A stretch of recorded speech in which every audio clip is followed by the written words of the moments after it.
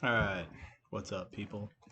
Making a quick little deck tech before I go to sleep because I have to be up very early tomorrow to go to work.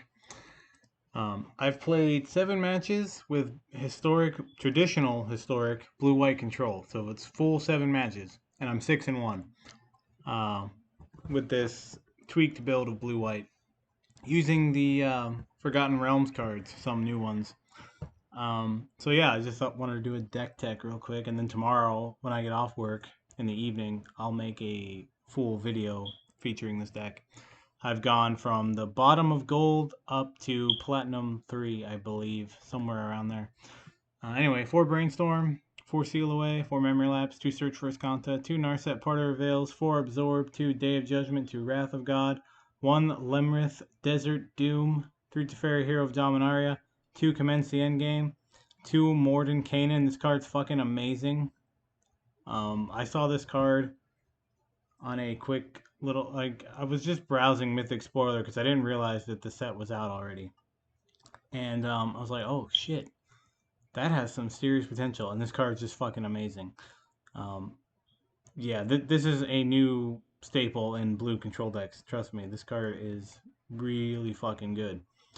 2 Shark Typhoon, 2 Castle Ardenvale, 2 plains. Love these plains. Love these islands. These lands in general, they're amazing. I don't know anything about D&D, to be honest, so I don't really care about the text on the lands. But I mean, the artwork I think is just really good. So 4 Glacial Fortress, 4 Hallowed Fountain, 2 Farmlands, 4 Fatal Passions, and 2 Field of Ruin. So yeah, Morden Kanan, fantastic. Limrith, when I have resolved it, fantastic. The plan is to cut Teferi down to 2 and play the second Limrith.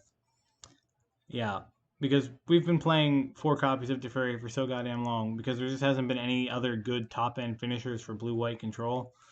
And now we have 2. We have Morden Kanan and we have Limrith. And Limrith is at least a 2 of in historic, and in standard you want probably the full playset. It's a slightly better Ojutai. Yeah, so when I get the other mythic, I'm crafting this, and it will be 2 Limrith, 2 Teferi. Other standout cards I liked. Commence the Endgame's been good in every matchup that I've used it in, so I'm going to keep playing 2 of these. I just like it a lot. 2 Shark Typhoon. I kind of consider Commence the Endgame and Shark Typhoon to be kind of the same card. I mean, they're not, but for all the more good the Shark token is in a non-control matchup, they might as well be the same card. The Shark token just dies. You draw a card. Yeah, you can cycle it early. It's a shitty cantrip. I've just really liked this card so far. And then, like I said, Morden Kanan's been fantastic. Just like you just drop him, and even if you got 3 cards in hand, you just make a 6/6 token, and then next turn you start drawing cards, and then you just put one on the bottom. Like, I mean, this card is. I can't believe they printed this card. Not because it's like overpowered, but because it's like an actual good blue planeswalker, and it blows my fucking mind that they printed it. So, yeah, really like this card, and he's hard to kill too. He starts at 5, like, and then like I've not ultimate. Usually opponents just scoop when he resolves, and I make a giant ass token or start drawing a fuck ton of cards. They're just done. I haven't had to use that -10 yet. Um, so real quick, I want at least 2 dragons, and then go down to 2 Teferis, and then in the mana base, I actually have a card, a rare card. I'm gonna make this right now. This was a card that I knew about and I was kind of excited for. Um, Hall of Storm Giants. Look at this fucking thing. You control 2 or more other lands. Hall of Storm Giant enters the battlefield tapped. Okay, so it's like a reverse buddy land. That's fine. Add blue. 6. Until end of turn, Hall of Storm Giants becomes a 7/7 blue giant creature with ward 3. I plan to play 4 of these, but yeah, that's really really good. Um, it's it's a man land that control can play, and it doesn't suck horribly. I do plan to play 4. Um, what I'll cut will be probably castle, because you're not gonna need castle at that point most likely. And then probably, because I still want white, so I'll probably go down to 3 island, and maybe I will keep 1 castle. I'm not sure. But yeah, 4 of these. The white one isn't worth it because it costs 5 to activate, and you only get a 3/4 with flying. To me, that's just not worth it when this is a 7/7 with some protection. It's not the most amount of protection, but like you don't need it to have a crazy amount of protection because we're just gonna use this to like close out a game if all our other win conditions die. So yeah, I do like that. That's yeah, very good land.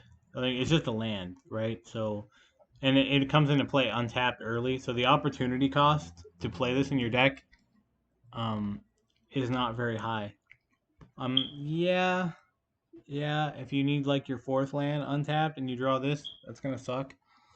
But I'm more worried about missing my early land drops because I have memory lapses, search for Iskanas. Um, I guess it fucks with absorb too, but I mean seal away also it's good with. So I think it plays well with that. It's definitely worth trying out, and maybe not a 4 of an historic, but I want to start with 4. I mean, right now I'm starting with 1. Same thing with Limrith. I was very impressed with Limrith, like I said, in any match that I dropped it. So what did I beat? I beat Azorius Auras twice, which surprised me because I thought I was going to get dumpstered, but I smacked the shit out of them. I beat Mono Blue in my last match, which also surprised me because it's usually terrible. I beat Niv Mizzet, which again surprised me because it's usually terrible. So that's 4. I lost to Mono White. I beat Mono White, so that's 6 matches, and then I can't recall the first one that I played against, but yeah, I'm like 6 matches to 1 loss, so 6-1 in 7 matches with this deck. I think I have a solid blue white control deck. Um, and it's due to the top end power because what blue white lacked before, and I mentioned this, it did not have a good way to close the game. Um, yeah, like we were just playing Teferi and then like Shark Typhoons to fuck around with, but now blue white has Limrith. It has, I mean, it's had this for a while, but um, it hasn't really been very popular. I have liked this card a lot. So commence the end game. Well, but now we have Limrith. We have Mordenkainen. I don't know if I'm saying that right. Like phonetically, I'm pretty sure I'm saying it correctly. But yeah, and then we have Hollow Storm Giant. So yeah, this deck felt really powerful and super grindy. Because again, we have this big chunk of like closing mid and late game power here that we didn't have before. At least mine didn't anyway. So yeah, 2 Limerith is what I want to play, and probably, honestly, you could probably play 3, but it's tough to kill, so I think 2 is where I want to be. And then probably just play 2 Teferi, maybe 3 still, maybe I don't. Morden, this dude, he just kicks all kinds of ass. I like playing 2 so far. In standard, I'm gonna play at least 2, and in standard, like I said, I'm probably gonna play 3 to 4 copies of Limerith. So I think blue white control gets a lot better in standard. And when I have the playset of this and Morden and all that, I will be making standard content with blue white control. But yeah, I just want to do this real quick, and I'll likely upload it tonight. But the deck is pretty damn good so far. 6-1. Beat really tough matches. Lost to mono white. I beat black white humans was the other one that I beat. Yeah, black white humans. I beat them. I lost to mono white aggro, but I mean this is the kind of deck that probably should lose to mono white aggro, so not really a big deal. But I did beat a mono white deck as well, so keep that in mind. Um, but yeah, deck felt really powerful.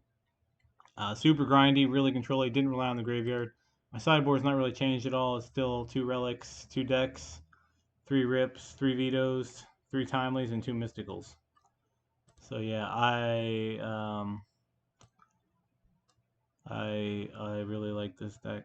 I want to put, what do I want to put on there? The dragon or Morden? Morden did more. I'll put Morden on there. Yeah, this is our new top end planeswalker though. Trust me, this card's fucking great. Yeah, it doesn't win you the game with its ultimate, but that's fine because we don't need to fuck with the ultimate. We have the token generating ability that makes big tokens, and we just draw so many cards off of him. This card's very good. Teferi's still good, don't get me wrong, but Morden Kanan. And Morden does not replace Teferi. Limrith will cut into your counts of Teferi because they're both 5 mana. And Limrith is pretty damn good. I need to get another mythic so I can craft another Limrith. But yeah, I'm gonna put the dragon there. This card's badass. Yep, blue white drag. Yeah, I hate motorcycles. Want to play Hall of Storm Giants as well. Like I said, right now it's just the one. Next rare is gonna go into Hall of Storm Giants. Yeah, I really like this deck. I'm gonna keep playing this deck. Tomorrow I'll have a full-on video up, and yeah, have a good one. I gotta go to sleep. So see y'all later.